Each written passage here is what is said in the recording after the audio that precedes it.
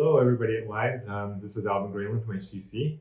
Sorry we aren't able to meet face-to-face this year, but I'm looking forward to chatting with you guys about how XR and VR is going to be changing the art and culture scene and really creating some new tools for all of you to express yourself in new and better and more creative ways.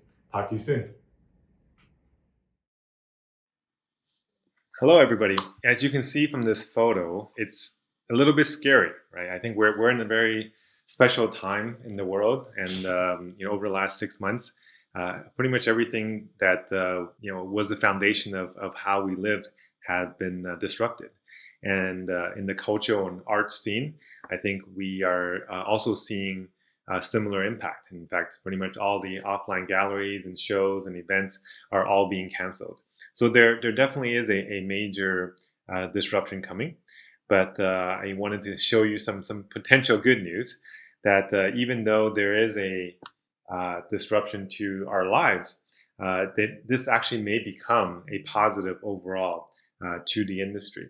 So let me talk to you a little bit about this coming XR cultural tsunami. Vive is a company that's a little bit different than I think a lot of other companies that are very focused on just profits and sales. Where our company mission is to unleash human imagination from the limitations of reality, and it's not just something that we talk about. It's actually something that we live and do every day. In fact, myself, I grew up in a family of artists. My dad was a painter and an art professor. My mom was a ballerina and a founder of several ballet schools. I really grew up believing in how art and beauty can actually impact our lives. In fact, my dad, always stressed in us that we have to keep beauty in our hearts and find beauty in everything around us. And my mom was the one that really taught me about discipline and how, really persevering and sticking to any projects that we do to make it successful. So, I think I keep a little bit of both of those sides with me as I go into the business world. And I've been very lucky, I think, over the last, 30, 40 years where my career has really grown up with the technology industry. And getting my first PC back in the early 80s, and then being part of the whole web revolution in the early 90s, and then actually also being part of the mobile revolution back in the early 2000s, and then mid to late 2000s in China. So and then very, very fortunate in the mid in 2015 2016 getting back again into the VR industry. Every one of these generations of technology has created new tools for artists and for creatives to really express themselves and to create new kinds of content. The next 10 years is actually going to be the XR revolution, where VR and AR and MR all comes together to create devices that are going to change our lives and become something that we will make as our main interaction system. So if you look at our lives and we see how many screens are in our lives today, it's funny to go back in history and say, when did screens actually start coming into our lives? And it wasn't until about 120 years ago. In 1895 was the first screen that became part of our lives. And it was the biggest screen that we have, which is the movie screen.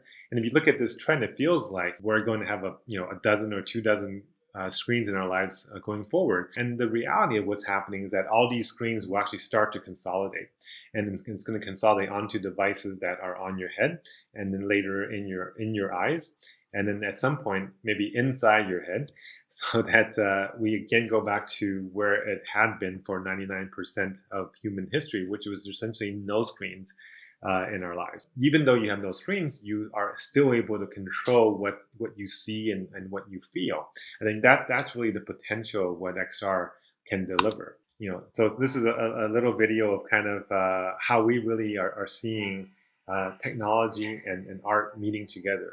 Vive has been supporting the arts area for the last several years, and we have our own Vive Arts program that has worked with galleries and museums and artists around the world to bring art into the virtual world, make it more accessible, and allow people to participate into into the creation and enjoyment of art versus just having a very small group of people who have that access. And we're also creating the tools and technologies to make that happen and make it very easy to use as well.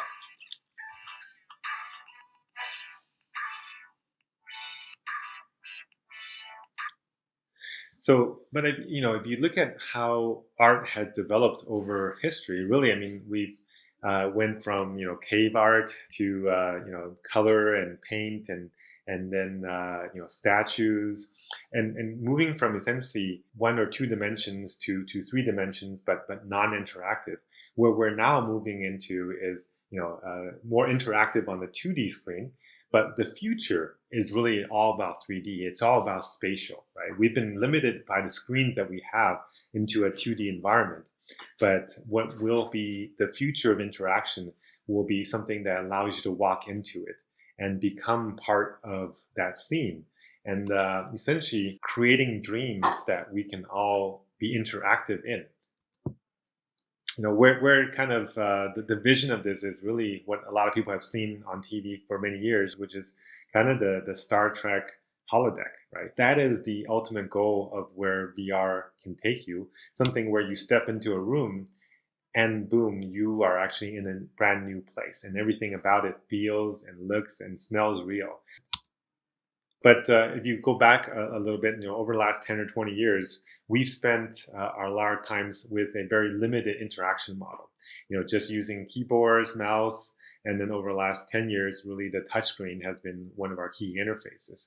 But if you look at what's possible with the XR revolution, is that all of our senses are going to be part of the interaction model, whether you're talking about your hands and your eyes, your haptics, your feel, your motion, and even your brain signals can be actually captured and put into the interaction model. So at the bottom left, you can see kind of some of our early demos in terms of hand tracking. And then now what it looks like today, where you can have your full finger, every single finger is tracked and in real time. We can also allow artists to create with the devices that they're used to. If you see the middle picture on the top is Logitech's partnership with us in terms of creating a 3D pen that you can draw and paint both on 2D and 3D environments. And eye tracking is also part of it now, where your eyes can be used to track where you're looking and be an interaction model. So if you look at the full body tracking and full spatial tracking, that's also part of what's happening already today with VR environments, where artists can use it to do motion capture, to do simulated virtual idols, to play avatars of themselves on stage or for pre-recording. So we often hear people say, what's better, VR or AR? There's all these different technologies.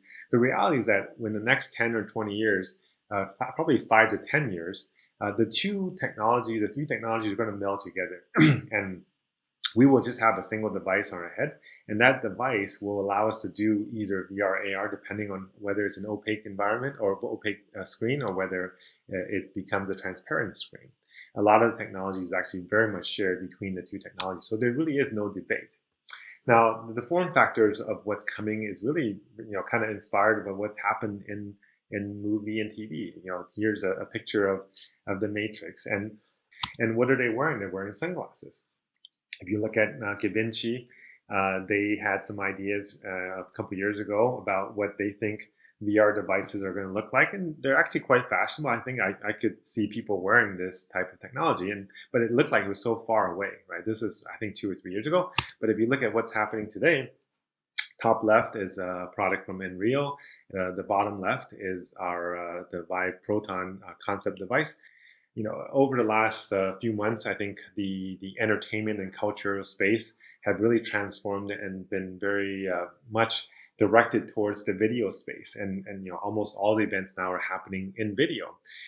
Where I really think the trend is for gatherings and events is going to be moving towards a 3D space. Like I said earlier, for art itself, we have no need to now be limited by a 2D surface.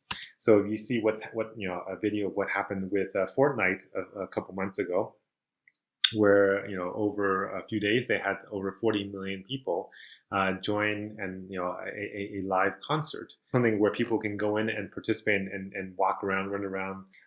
This actually started with Fortnite about a year and a half ago, when they had their first concert with Marshmallow, and they had about 10 million people join. In fact, just this year, we on our own Vibe Campus platform, working with Rebella, we had a concert, multi-stage concert that were participated from live audiences from around the world, and the concert artists were streaming from their video, as well as through avatars. We on our Vibe social platform, we also had artists come and display their music and art and visuals live from around the world, and also have audiences come in and have special effects, and they can also really participate, and they can influence the art. If you look at what's happening with festivals, Tomorrowland had their first virtual festival.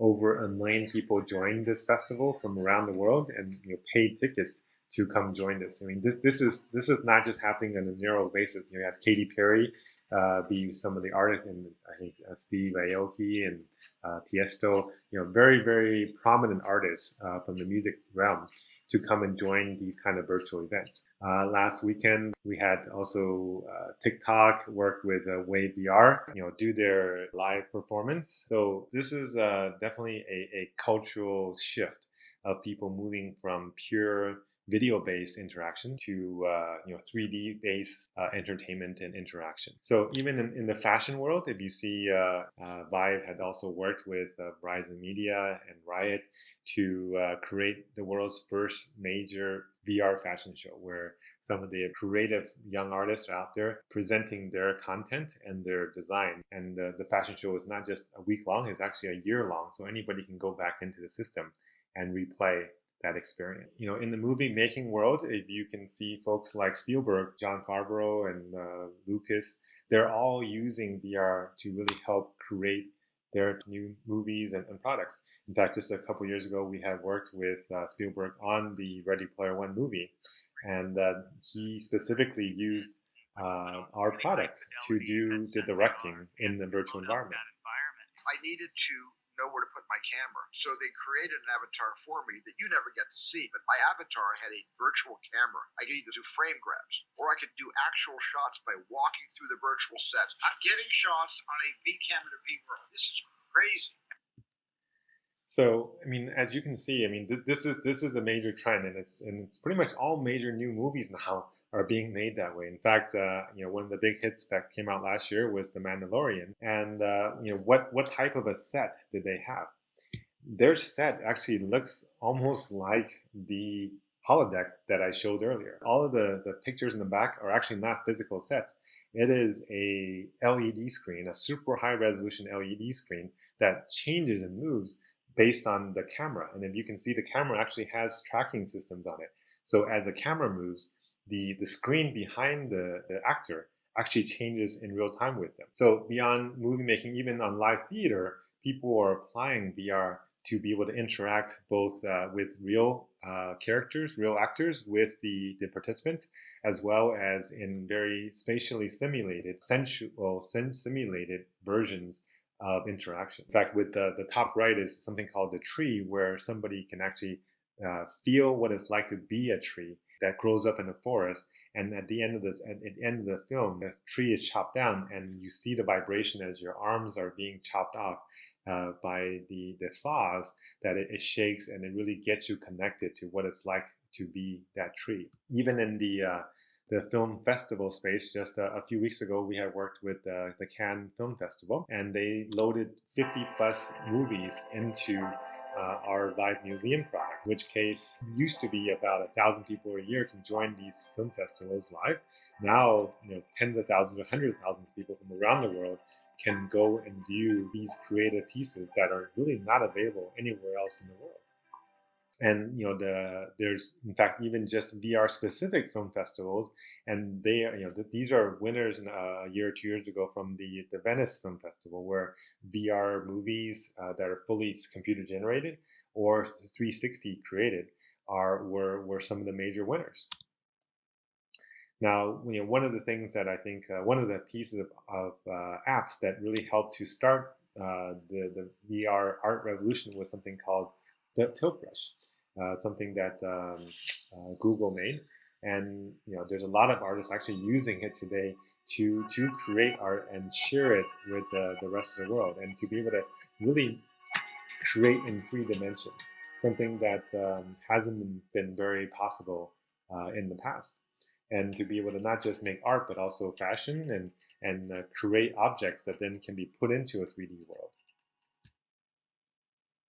So our Vibe Arts program have been working with major artists that are folks like Marina Abramovich, Laurie Anderson, the Kapoor, Anish Kapoor, and Anna Greenbrush. These are all existing celebrities that are in the space helping promote VR and utilize VR for their existing art.